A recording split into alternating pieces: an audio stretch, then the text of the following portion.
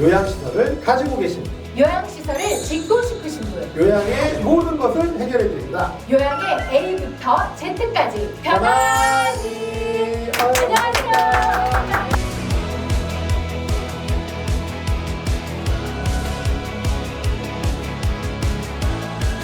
이번 시간에도요, 우리가 지난 시간에 이어서 편안이가 이런 일도 하나요? 라는 주제로 한번 이야기를 나눠보도록 하겠습니다. 우리가 지난 시간에는 기부와 봉사에 관한 이야기를 했는데, 봉사하고 싶은 분들, 그리고 또 봉사자를 원하는 요양원들을 잘 우리가 매칭해서 연계할 수 있는 그런 플랫폼을 2023년도에 편안이를 통해서 찾아볼 수 있도록 노력하고 있다는 말씀을 드렸고, 이번 시간에는 또 편안이가 어떤 일을 하는지 알려주세요. 최근에 경제와 관련된 여러 가지 조사된 자료를 보면 직업에 따라서 정년이 60세 초반인데 정년이 끝나고 나서 정말 노후가 준비된 비율은 반도 안 됩니다. 실질적으로는 70대 초반 중반까지 일을 해야지만 생계가 가능한 분들이 정말 그 비율이 높아요. 그러면 과연 어떤 일을 할 수 있느냐의 문제죠. 최근에 보면은 이제 지난 몇 년 동안 그런 어르신들을 위한 이제 공공노인복지라든지 그런 프로그램들이 되게 많지 않았습니까? 그 중에는 노동의 대가만큼 정당하게 준 급여도 있지만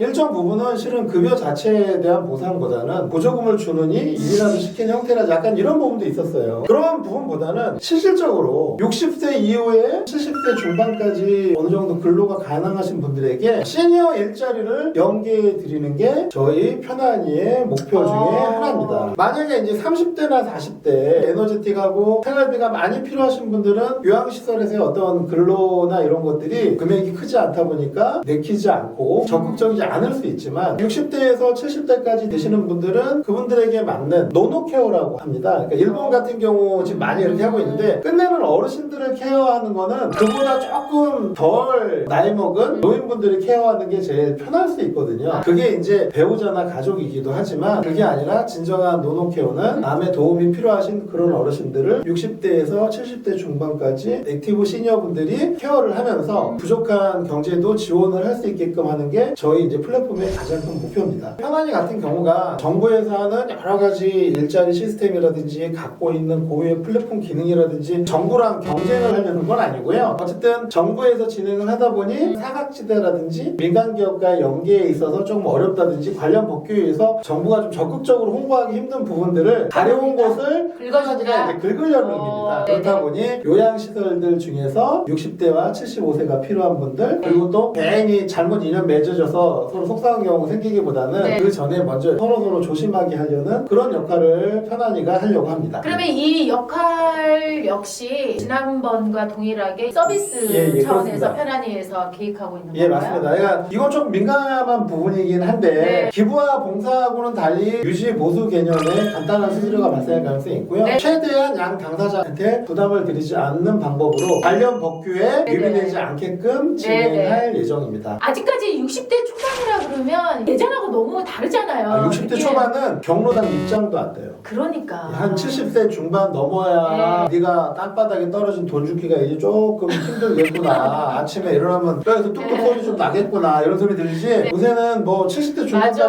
정말 열심히 일하실 수 있는 나이거든요. 60대 초반에 경로당 가면 돌잡이들이 왔다. 그래 근처에 가지도 않으세요. 그렇죠. 이제는 그분들도 또 왕성하게 일을 할 수 있는 좋은 시스템을 편안이가 잘 이렇게 연계할 수 있는 좋은 그런 역할을 좀 했으면 좋겠습니다. 왜냐면 끝내는 60대에서 70대 중반까지 저희 편안이를 통해서 일자리를 연계하신 분들이 금방 또 그 일이 끝나면 편안히 고객이 돼서 또 좋은 시설을 찾으실 분들이고 그분들이 시설에서 고생을 하시다 보면 본인들이 또 많은 아이디어도 내주실 수 있을 거고 시설에 계실 때도 원의 어떤 상황을 많이 이해하실 수도 있을 것 같아서요. 궁극적으로는 우리가 모두 앞으로는 요양시설에서 이제 삶을 마무리하게 되는데 그런 과정 중에 하나로 받아들일 수 있을 것 같습니다. 개인적으로는 정년 타임을 좀 붙였으면 좋겠다는 생각. 그것도 아마 기관마다 좀 다른데 저희 인구 구조상 그렇게 될 수밖에 없을 겁니다. 자, 오늘도 저희 예. 편안이는요, 편안이가 이런 일도 하나요? 라는 주제를 갖고 이야기를 나눴습니다. 시니어 일자리 연계 또한 내년인가요? 내년 초입니다. 네네. 2023년 초에 기부와 봉사 연계뿐만이 아니라 시니어 일자리 연계도 플랫폼을 통해서 정보가 공유가 될 거고요. 어찌됐든 편안이는 요양, 시니어와 관련된 모든 정보를 교류하고 어쩔 수 없이 가야 되는 초고령 사회를 현명하게 대처할 수 있는 그런 방안을 하나씩 제시하고자 합니다. 네, 앞으로도 저희 편안이는요,